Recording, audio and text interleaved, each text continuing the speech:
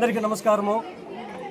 ఈరోజు చాలా శుభదినము. ఎందుకంటే ఎన్నో ఏళ్ళ పురాతనమైన ముత్యాలమ్మ గుడి మా గ్రామ పెద్దలు అందరూ కలిసి కట్టడము, ఈరోజు కుంభాభిషేకం చేయడము, ఈరోజు కుంభాభిషేకానికి మా గ్రామం తరఫున అన్నదానం చేయడము, ఇవన్నీ చూస్తే గంగమ్మ తల్లి అనేక రూపాల్లో మురగన్న రూపంలో వచ్చి మాకు ఈరోజు అన్నదానం చేయడం కూడా మేము చాలా సంతోషపడుతున్నాము.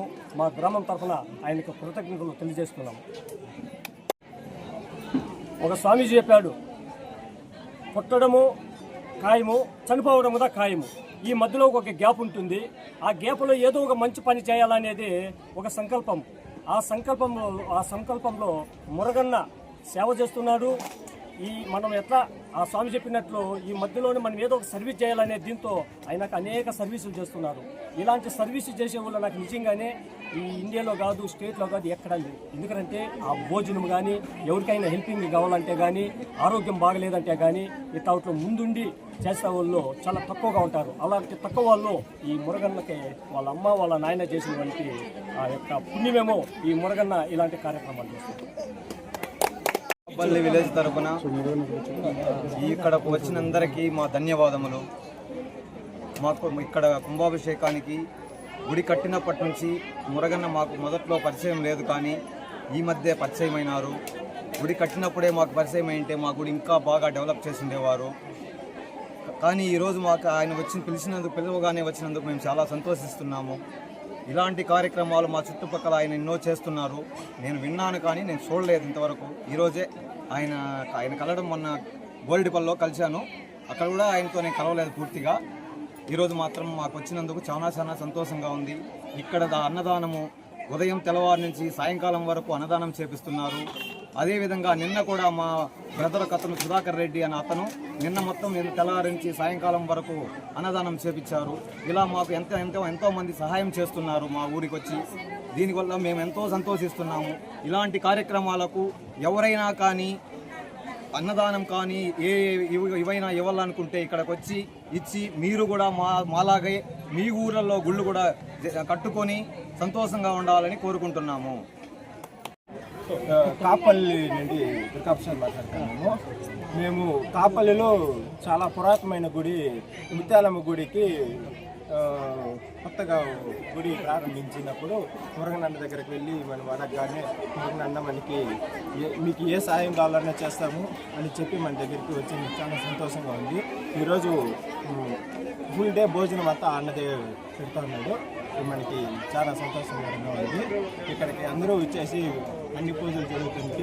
ఊరి గ్రామ సభలందరూ అన్నకి ధన్యవాదాలు. నమస్కారం.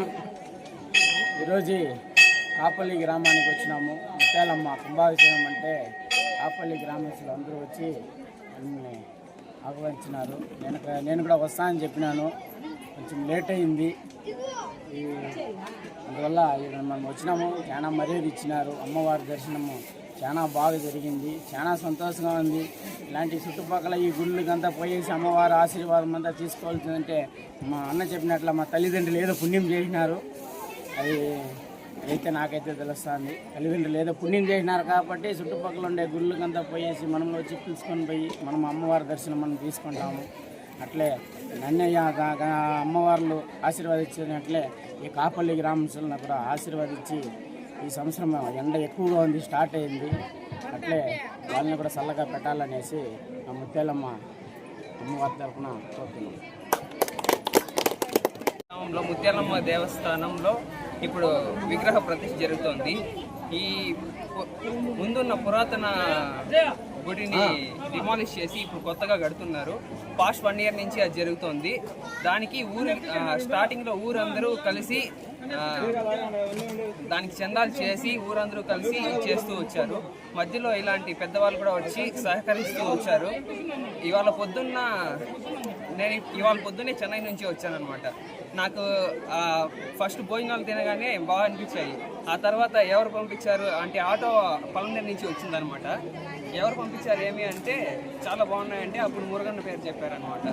సో అది చాలా అందరికీ భోజనాలు పెట్టడం అనేది చాలా గొప్ప విషయం. మల్లంకనే అడిగాను, అన్న ఎవరు అంటే గంటా గుడి దగ్గర ఇది అందరికీ ప్రతి పౌర్ణానికి కూడా అందరికీ భోజనాలు పెడుతూ ఉంటారు అని చెప్పారు. ఈ మధ్య కాలంలో అయితే చాలామంది భోజనాల కోసం చాలా అల్లడిల్లిపోతున్నారు బయట ఉన్న వాళ్ళంతా. కానీ అలాంటి ఒక పెద్ద మనసు చేసుకొని అందరికీ భోజనాలు పెట్టడం అనేది అది చాలా ఒక గొప్ప విషయం. సో దానికి చాలా థ్యాంక్స్ అన్న. అంటే అంటే ఈ గుడి మొదటి నుంచి ఈ చివరి వరకు మా మామగారండి గుడి మొదటి నుంచి చివరి వరకు గుడి బాధ్యత మొత్తం తీసుకొని ప్రతి రూపాయి లెక్క చూసి మొత్తం ఇప్పుడు గుడి చివరి వరకు గుడి పక్కలోనే ఇల్లు మొత్తం అంతా కూడా ఈయనే చూసుకున్నాడు అనమాట. లెక్కలంతా తేడా రాకుండా మొత్తం చూసుకున్నారు. అలా మధ్యలో ఇలాంటి పెద్దవాళ్ళ సపోర్ట్ కూడా చేస్తూ ఇంకా చాలా మంది ఇలా ముందుకు వచ్చి ఇలాంటి ఇంకా మంచి పనులు చేయాలని మనస్ఫూర్తిగా కోరుకుంటున్నాను.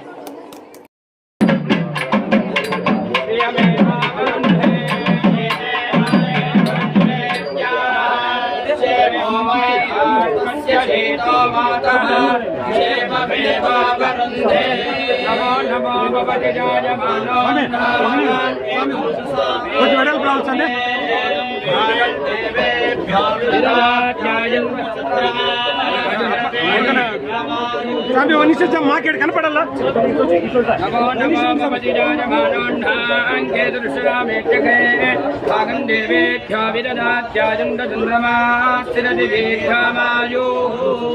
కాపల్లిలో జరిగినటువంటి శ్రీ ముత్యాలమ్మ ప్రతిష్టాపనకు విచ్చేసినటువంటి శ్రీ మురుగన్ గారు చాలా సంతోషంగా ఈరోజు అమ్మవారికి వస్త్రాలు సమర్పణ చేసినారు.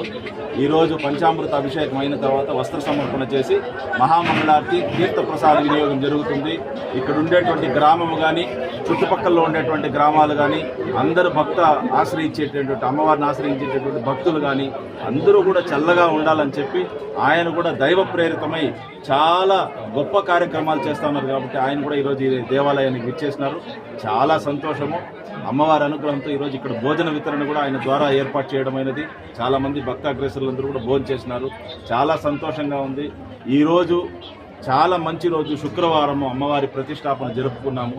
చాలా గొప్పదైనటువంటి రోజు. చైత్రమాసంలో ఉత్తరాయణంలో ఇంత గొప్పదైనటువంటి రోజులో మనము ఈ విధంగా ప్రతిష్టాపన జరుపుకున్నాము. మురుగన్ గారు వచ్చి ఈరోజు అమ్మవారికి వస్త్ర సమర్పణ చేస్తారు. ఇప్పుడు అలంకారమయ్యి మహామంగళారతి తీర్థప్రసాద వినియోగం జరుగుతుంది. భక్తులందరూ కూడా సర్వ సౌభాగ్యాలతో సుఖశాంతులతో చల్లగా ఉండాలని చెప్పి అందరూ కూడా మనస్ఫూర్తిగా కోరుకోండి. ఆయన కూడా అదేవిధంగా వచ్చినారు. ఇక్కడ ఉండేటువంటి వాళ్ళందరి వాక్యంగా నేను ఈరోజు ఈ విషయాన్ని చెప్తున్నాను. చాలా సంతోషంగా ఉంది. జై ముత్యాలమ్మకు. శతమానం భవతి శతమిదం భవతి శతమైశ్వర్యం భవతి శతమిది శతం దీర్ఘమాయుః.